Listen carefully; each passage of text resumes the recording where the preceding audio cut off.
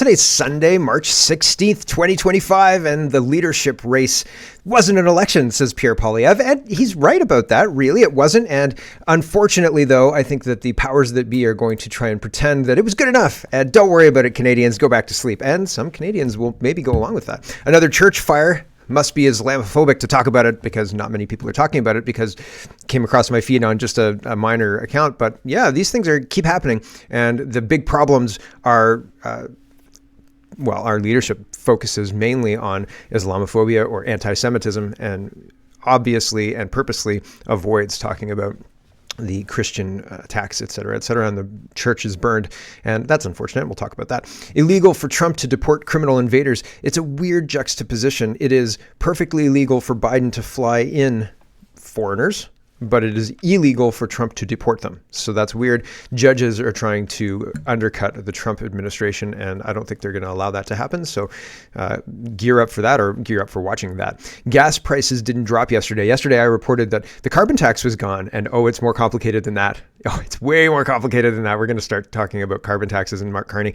And it's quite interesting, actually, because it's an unforced error that is going to piss people off, I think, because I went out yesterday expecting the prices to be lower. Dan McTeague is usually spot on with his predictions, and a lot of people were calling him out and saying, hey man, like the gas prices didn't go down. What happened? Some places they went up, and around me, it went from 142 to 151, and I was like, 9 cents increase? Yay, carbon tax is gone. Like, what? How does that work? So we'll talk about that. And Mark Carney, I've got Zero Hedge did a deep dive on Mark Carney's relations with China and Brookfield's relations with China. And it's very interesting because Mark Carney's talking China up and saying they're super awesome. It's really quite something to watch. And in context, quite concerning that he's now the prime minister. So there's lots to get to. Let's get to it first.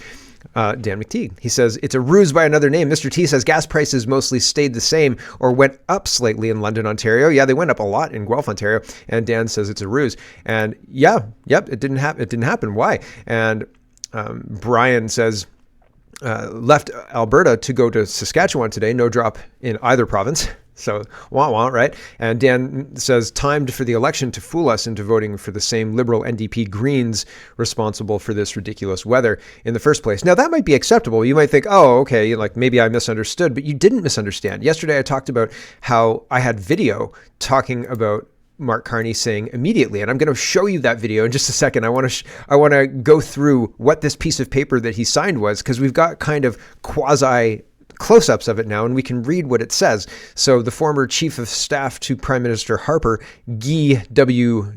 Girano, says whatever this is, the paper he's talking about, it's not an order in council. An order in council is made by the Governor General on advice of Cabinet, not an I hereby instruct directive signed by the Prime Minister. And so weird. What was Mark Carney signing, right? And Senator Batters says Mark Carney really is acting like Donald Trump, signing executive orders in the Oval Office. This is Canada. We have a parliament. Reopen parliament, Prime Minister Trudeau shuddered, so the House of Commons and the Senate can repeal the 206-page Carbon Tax Act for good.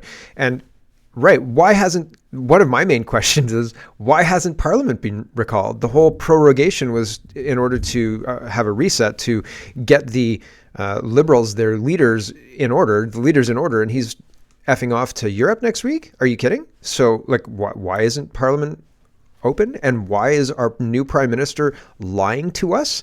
And we'll get to the immediacy part in just a minute. Kirk says there's something really disturbing about this fake piece of paper that Mark Carney signed to eliminate the consumer carbon tax. It's not an official document and vague with no reference to anything, legislation, act, or law. The worst part is that it says, I hereby instruct.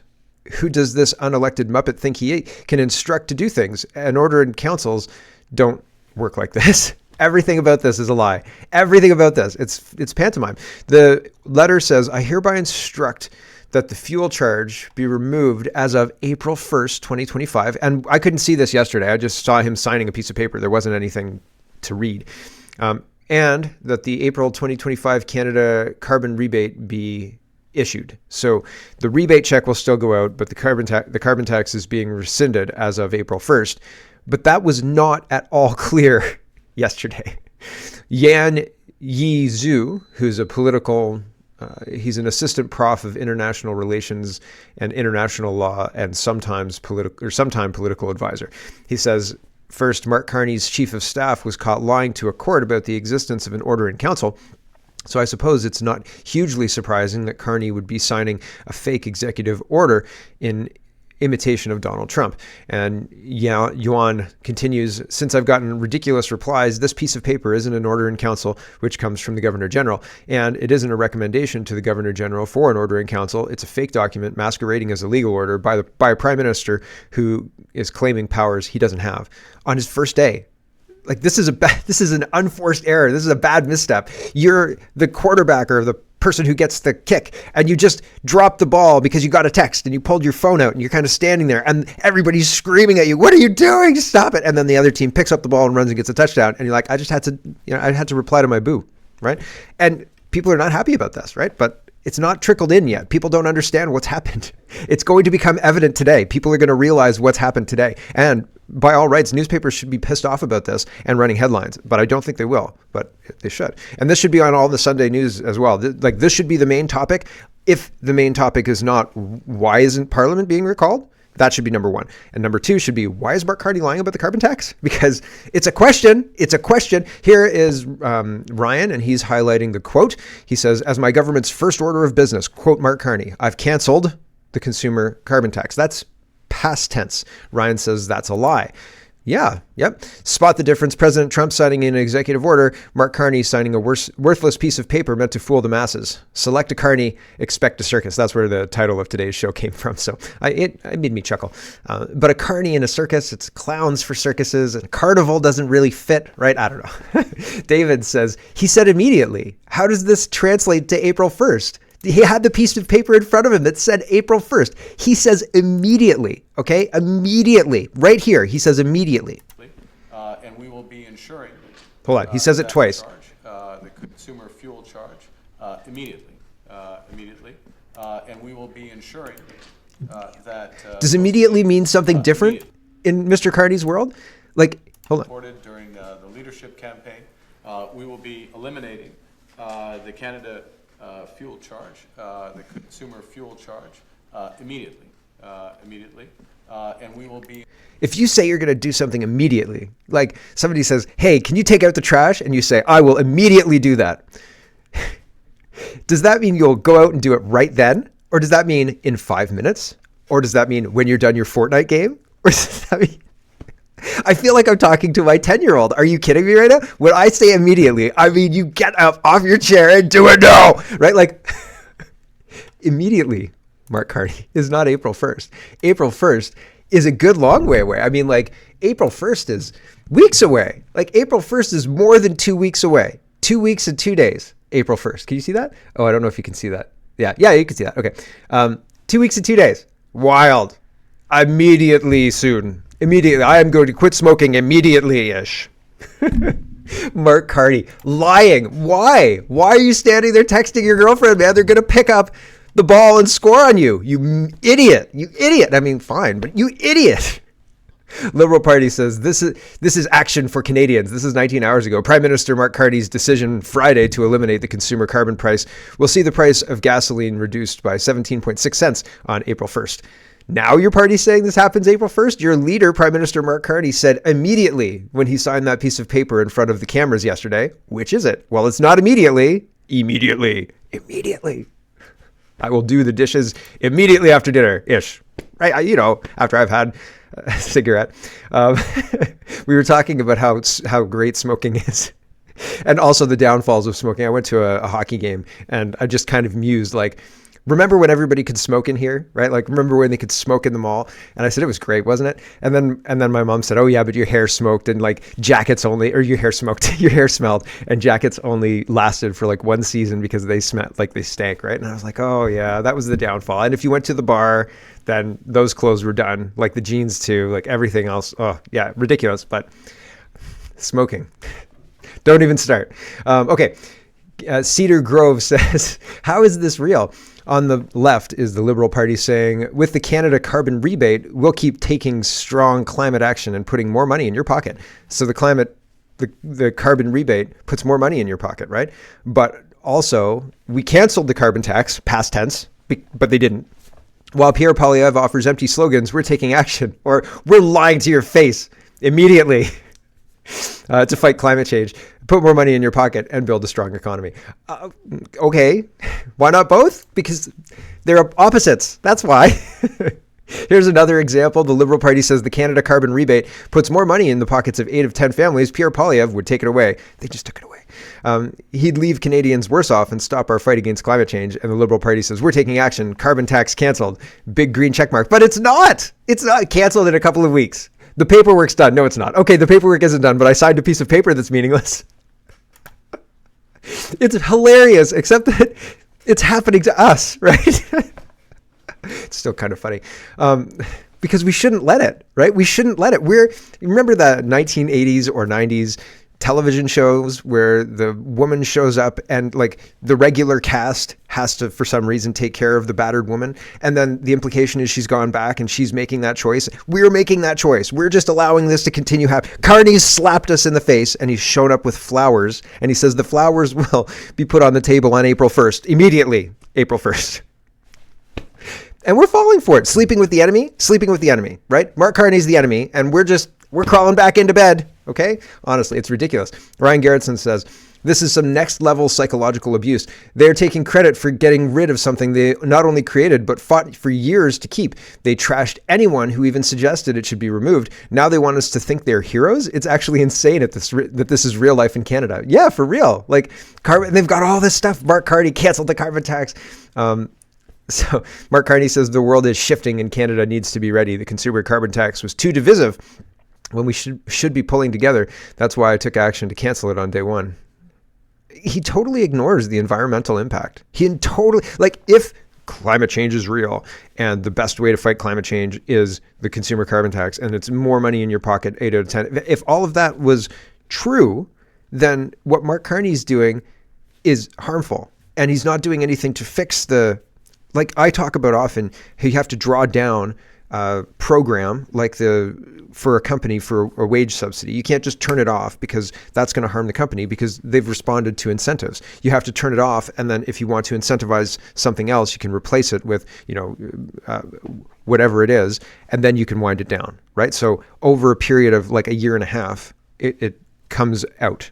But you can't just do it on day one. And if Mark Carney's saying, he's not stopping the consumer carbon tax rebate, so that's something, I guess. But you can't just turn a program like this off without figuring out what impact it had and then trying to normalize that impact. And I don't think that it had any kind of environmental impact. I'm not saying that, but it had a financial impact. They need to turn off the drain, turn it off at every single level. I'm not advocating to turn off the carbon tax slowly or anything like that, but a lot of the other parts of it, they're now just abandoning completely without hoping that you completely forget about it. Like hoping that the environmental impact is just going to kind of evaporate. You're not going to worry about it. You're not going to question it, et cetera, et cetera, et cetera. It's another lie by omission, I think. So it's quite something. Here is Bob Mackin, and he says, question to Mark Carney, where's the carbon tax cancellation order in council? So it's not there 19 hours ago. And then as of this morning, I guess, as of 7:16 p.m. yesterday, there are 2 Mark Carney carbon tax cancellations ordered in council. So there's 2 different ones, 446 and 447. Okay. So they're in different departments. One is financial and one is ECCC. I don't know what.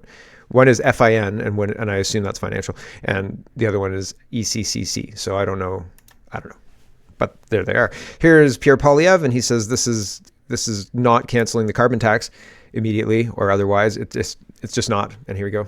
This is the Liberal carbon tax law. This law cannot be eliminated unless Parliament resumes to vote it down. Mr. Carney could have asked Trudeau to do that months ago. Mr. Carney could have reconvened Parliament today to vote this law down, but he won't. He will keep the carbon tax law in place even while he temporarily hides the carbon tax from the gas pump for 60 days leading up to the election. And after that election, if God forbid he were reelected, there would be a bigger carbon tax than ever before, because Carney would no longer need your vote, but he'd still need your money. Canadians know that over 10 years, the Trudeau-Carney Liberals doubled the debt, doubled housing costs, and doubled food bank lineups. They've made us weak facing the Americans. Giving the Liberals a fourth term will not change any of that. If you cannot afford food or a home after 3 terms of Liberals, nothing will change after 4. So there you go. Pierre Poilievre calling out Mark Carney's lies. Is it going to be enough? No. Nope. The real David says, when will Mark Carney fire the almost 500 people that are administering the carbon tax, waiting for you, Mark, to make another order in council and send them all home? Put your words and money where your mouth is. And so it's interesting that all of the infrastructure still exists. The food professor says Carney's carbon tax rebrand won't stop food prices rising. Eliminating the consumer carbon tax is a political move, not an economic solution. The real burden remains embedded in the supply chain, compounding costs at every stage and ultimately driving up food prices for Canadians. Canadian MP Mark Carney has signed an executive order, which is not really true, eliminating the so-called consumer carbon tax, leading many Canadians to believe that they will no longer feel its financial burden. But make no mistake, the most damaging aspect of the carbon tax for our food economy remains intact. Carney's plans appear to shift towards what some call a shadow tax system, continuing to tax major polluters in the same way as before. While this version of carbon pricing may be less visible to consumers, its economic impact is no different. Most Canadians support strong environmental policies that promote sustainability, but if these policies undermine food affordability and competitiveness, they warrant serious scrutiny. At its core, the carbon tax accumulates costs at every stage of the food supply chain. It starts with farmers who pay carbon taxes on fuel, fertilizers, and equipment, taxes that are further compounded by GST. Despite government rebates, production costs continue to climb. The cost burden doesn't stop there. When wheat is transported to a mill, the trucking company pays carbon taxes on fuel, which gets passed on through shipping fees. The mill then incurs additional costs for electricity and operations. These costs continue to stack up as the flour moves through distribution into bakeries and onto grocery store shelves. By the time a loaf of bread reaches the consumer, multiple layers of carbon tax have been applied at different stages, increasing the final retail price. Consider a hypothetical scenario. If a farmer starts with a $100,000 base production cost and each intermediary pays an additional $5,000 in carbon tax, the final price could increase by as much as $89,000, of which $67,000 consists solely of carbon tax and GST on the tax itself. While politicians often focus on the direct tax that consumers see at the register, the real economic pressure accumulates throughout the supply chain. Carney's policy shift does little to alleviate this burden. There's a little bit more, and I'll finish it off. It's not that big. The impact of the carbon tax on food prices is even more evident when analyzing the growing disconnect between wholesale and retail food prices. Since the carbon tax was introduced at $20 per metric ton in 2019, Canada's agri-food sector has struggled with declining competitiveness. The narrowing gap between wholesale and retail prices suggests that grocers are increasingly forced to import food from abroad to mitigate costs. Since 2022, with annual carbon tax hikes of $15 per metric ton, the effects have become even more pronounced. Wholesale food prices temporarily outpaced retail prices, forcing grocers to absorb additional costs. This year, another 15% increase is scheduled for April 1st, further amplifying cost pressures that will inevitably trickle down to consumers. Yet, despite the economic fallout, Ottawa has failed to produce any meaningful evidence that the carbon tax has improved Canada's environmental outcomes. Since its inception, no study has been conducted to evaluate its impact on food affordability, not one. Many academics have called it a blind-sided policy, one that weakens our economy and erodes competitiveness without measurable proof that it effectively addresses climate change. With a new Prime Minister in office and potentially a new government on the horizon, it's time for Ottawa to facilitate a real evidence-based debate about how best to tackle climate change without compromising food security and affordability. There are better solutions than the carbon tax or its shadow equivalent, regardless of what Prime Minister Carney chooses to call it. The United States doesn't have any kind of carbon tax, and they had falling emissions last year or whatever, 2024, I think. And while Trump was in office as well, there were years where they had declining emissions while no carbon tax was in place. So I think that we should remove all carbon taxes. Indeed, I think that Canada is massively overtaxed, and we should reduce taxes by a whole lot more than just the carbon taxes.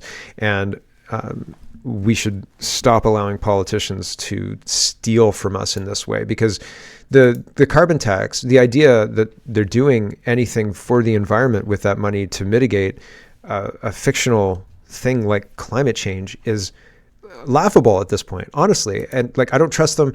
Look at what they did with COVID. I don't trust them to build a library with money. Like, it's a very straightforward thing. Never mind this kind of difficult to understand concept of, I'm going to take this money and we're going to fix climate change. Wink, right? So like, if they can't build a library, I have no faith that they're going to take the money and use it in good faith for this cause, right? It's probably just being put into the general coffers, like in BC, and they're spending it on libraries, right? Badly, which is to say maybe money laundering it back to themselves. Maybe they're spending it on Ukraine. Who knows, right? Like, at this point in time, I wouldn't be shocked. Andy Lee says, this is amazing. You paid almost $6 million in tax dollars via the liberal government to a marketing company to tell you how good taking your money through carbon taxes is for you, just a few short months before the same government scrapped the system. So this is almost $6 million, 5.7 million, right? And that's to Essence Media. And the campaign is to improve public understanding of the federal carbon pollution pricing system, highlighting its functions, contributions to emission reduction, and support for applicable jurisdictions. If they're spending $6 million to market a scheme to you where you give them their money, or you give them your money, and you get something indiscernible in return, well, that $6 million, they're making a crap ton more than the $6 million off of us. They need to stop it first. And then we need to find out how deep the theft goes, because I think it goes very, very deep. Let's talk about money. And here's Mark Carney again. And Canadian Greyman says, oh, great, a review. I wonder how much this will cost Canadians. So Canada is to review the purchase of US-made F-35s. I reported on this yesterday, but this guy was making a good point. I guarantee, he says, it's an outsourced review to a liberal subcontractor or kickback scheme. Canada to review the purchase of U.S. model F-35 fighter jets in light of Trump's trade war. If Mark Carney doesn't investigate the Green Slush Fund publicly, that should be one of the headlines on the Sunday shows today as well. Why is he not investigating the Green Slush Fund? If I'm a new prime minister and the last parliament was completely hamstrung by a conservative motion to demand documents, I have to deal with that. That's like, before you pretend cancel the carbon tax, Mark Carney, you've got to deal with that, right? Because as soon as Parliament comes back, do you know what's going to be asked of the Liberals? And if the Liberals can't produce that under the new leader, that's going to be a huge problem, right? But I mean, nobody cared. Like, nobody cares. That's a problem. Also, where are the legal people who are making this argument? Like, I'm a dude in my garage. I haven't heard anybody else talking about this. Am I crazy? I mean, yes, I'm crazy, obviously. But this is important stuff. And why isn't anybody talking about it? It's really, really something, honestly. And so Carney's going to review the purchase of F-35s before explaining all of the Green Slush Fund. And he's going to use the framework of the Green Slush Fund to enrich his buddies, to tell him if he should buy the F-35s or not, right? And his buddies hate Trump, so they're going to say no. Robot Pete says the Canadian government is setting the stage to cancel the F-35 program. This will come at an eminent cost to Canadian taxpayers and will cost thousands of newly created jobs that were built to build components and maintain the new F-35 airframes. They will instead give the contracts to Saab for the Gripen. I guess that's a plane. Sorry, I'm getting it terribly wrong. The loser will be our Air Force, as they will not see any new planes for a decade. The current F-18s will not last that long, leaving Canada with a fighter gap. Search Saab Gripen in your social media feed, and you will see the conversation is a few weeks deep. So there you go. If you're interested, that's the search term to look, the hashtag to look for, and you will be brought up to speed. That's beyond the scope of the podcast today, but wouldn't that be interesting? Like, don't worry, we're going to scrap this program, and it's going to cost us a lot of money, but at least it'll screw the Americans, right? So you're welcome, says the Liberals. Yikes. Candace Malcolm says Northvolt, Alberta files for bankruptcy after $2.7 billion subsidy from Canadian taxpayers. Yep, except I'm worried that the new finance minister is going to ride in and save it somehow with more taxpayer dollars. House of Commons staffers highlighting this. Remember 2 years ago when our new finance minister, Frankie Bubbles, committed $1.34 billion in capital funding and $3.03 billion in production incentives to Northvolt, which went bankrupt last week. He's now in charge of Canada's whole budget, and that's Champagne, right? That's Francois Champagne here. So interesting. I'm not encouraged by this new team being in charge. Why is Parliament still prorogued? What's going on? Why? Why are they not back to work? Why is Mark Carney going to England next week? That's all of these questions need answers. Wall Street Ape says, exposed Department of Education is laundering money back to the Democratic Party. So this is why the Democrats are losing their mind over Elon Musk. It's all about money. So I think, again, this kind of stuff maps to Canada. We have a Department of Education that's provincial. Like each province runs its own education. It's not federal. But I think these programs are kind of cookie cutter, and any federal program can have this kind of waste. So I just want you to hear about this within the context of the money and money going missing and misappropriation of funds, that kind of stuff. This is the money series of tabs. So here we go. So is the Doge program targeted at these bureaucrats? Yes. And so what can you expect? Well, let's look at the Department of Education. The federal Department of Education has a budget of about $280 billion a year. Less than 25% goes to educating our students. So where does the other $220 billion go? It goes to a bureaucracy. It goes to a consultant. And that consultant then donates money back to the Democrats. And then it goes to a different consultant. And then it goes to an NGO. I mean, it is money laundering and money churning at its absolute best. And you can look at almost every single agency and you will find it. So the brilliance of Doge isn't that he's going in and cutting spending. He doesn't have the authority to do that. We're the ones that have the authority to do that. What I want him to do is come up with a report, go through agency by agency by agency, identify every single program that we should not be funding, put a number attached to it. We slap a preamble on the front of that report, and we say that every single agency is having their budget cut by X amount as shown in the attached report, and none of those programs can go forward from here on out. And this is why Democrats are losing their minds over Elon Musk. It's all about money. Not one Democrat in America voted for Elon Musk. Elon Musk is seizing the power that belongs to the American people. We are here to fight back. Oh, that was almost a war cry. Did you hear that? Pocahontas was going to go. I'm just kidding. Anyway, Mark Carney. Let's talk about Mark Carney. Elon Musk is going to make the show later on as well. In Canada, people are protesting at Tesla dealerships, and it's ridiculous. But it's a program just like the Pussy Hats, just like the statues being torn down. All of this is just the next iteration of that group of people. They feel empowered is the wrong word, but they feel emboldened because they feel like they're on the right side of history. And how dare Elon Musk do these things? So they're attacking Tesla dealerships and things like that, which is crazy town. But we've got to talk about Mark Carney, and we've got to talk about his connections to China, because in addition to being a lying liar who lies about immediately and the carbon tax, he lies about China, and he really likes China, and he likes encouraging China's economy. I don't know if the date is correct on this. If the date is correct, this is 2 days ago in Bank of England, source Bank of England, March 14th, 2025. Was Carney in England on March 14th? I don't know. I think the date is wrong on this. But still, here's Mark Carney talking about how China's super good and we have to support them because China's global interests are our global interests. This is Canada Proud talking about this. Here we go. In response to the crisis, we built up a network of swap agreements amongst the major advanced economy central banks in order to provide that. And recently, we've recognized that network of swap agreements shouldn't necessarily be limited to the G7 economies. In June, under my predecessor, the Bank of England signed such an agreement with the People's Bank of China.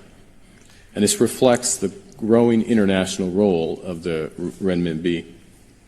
It dovetails with the possibility of establishing a renminbi clearing bank here in London, and it's also consistent with our broader policy of openness to hosting foreign wholesale banking activities, which could include could be extended to branches of Chinese banks.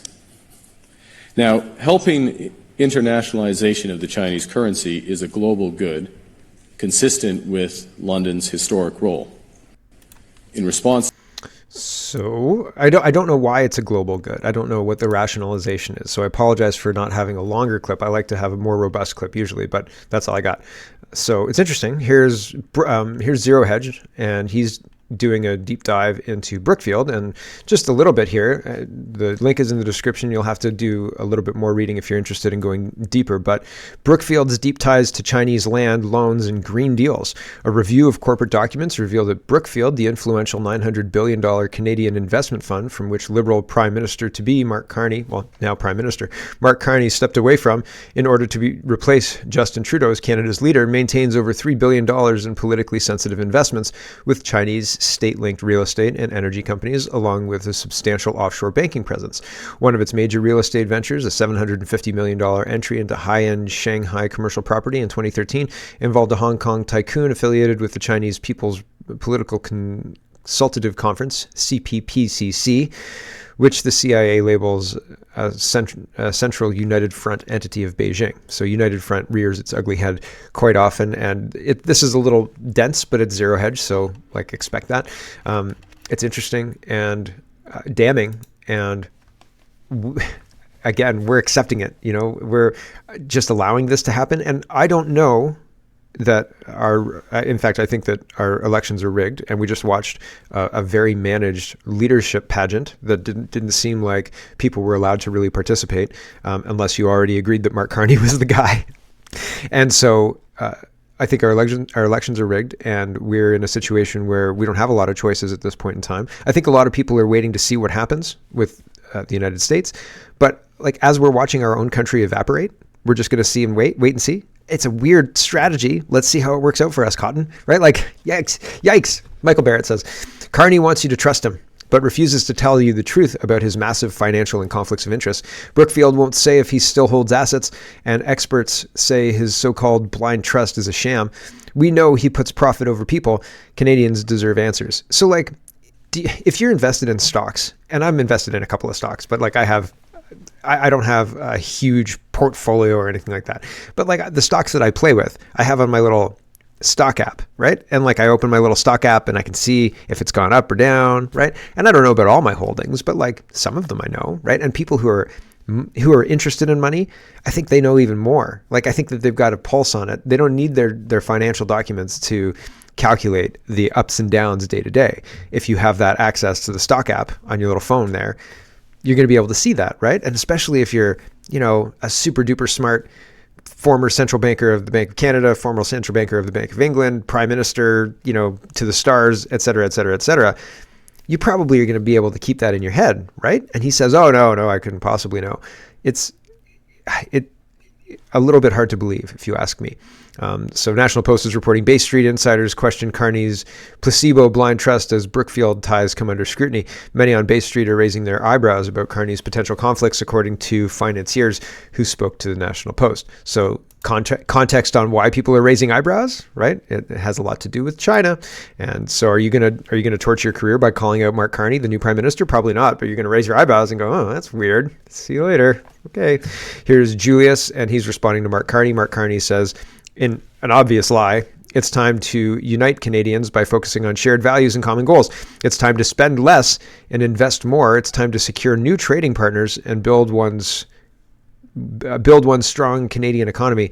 Let's get to work. And Julius says, Canada is trying to rebuild a national identity based on hate towards another nationality. This has been tried before. It didn't end well. Yeah. Yep. Here's Juno News. They say Conservative leader Pierre Poilievre dismissed the legitimacy of the Liberal leadership race, arguing that Mark Carney lacks a democratic mandate after being sworn in as Canada's 24th Prime Minister on Friday. Yeah, I think that's probably true. I think that's accurate. There's, where's the lie? Ryan says Carney couldn't even handle Pierre in this exchange, but somehow he's the guy that can only take on Trump. Who's fooling who here? Indeed. And sorry, everybody on the stream. I just realized that we're over 35 minutes, or we're just hitting 34 minutes. So I've got to cut off the stream. We're going over to the paid show now. So thanks for watching, everybody. We're going to continue. We're going to watch Pierre Poilievre shred Mark Carney. We're going to talk about the tariffs and the ongoing invasion and do our grab bag of governance, et cetera, et cetera. So there's lots more show left, but we'll catch you tomorrow, everyone on the stream. Hello, everyone. Thanks very much for watching. This is just a short version of a longer show. If you'd like to get the whole show, you can go over to CanadaPoly.com and sign up for a subscription. Just look in the drop-down tab for Shop and Donate and look for subscriptions, and you'll get immediate access to the full show. Love to see you. Thanks for watching, everybody. Have a wonderful, wonderful